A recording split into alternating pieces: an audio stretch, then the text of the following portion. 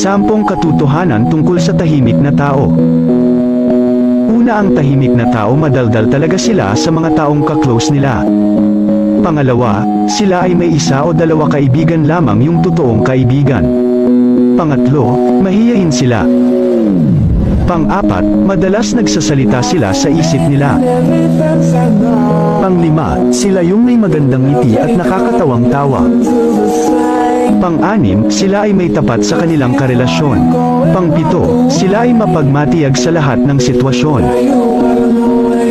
Pang-8, tahimik sila pero malademonyo sila magalit, kaya wag na wag mo silang gagalitan. Pang-9, sinasarili nila ang nararamdaman nila kahit nasasaktan na sila. Pang-10, pag sila nakilala mo ng lubesan at maging komportable sila sa'yo, doon nila ipapakita ang totoong sila.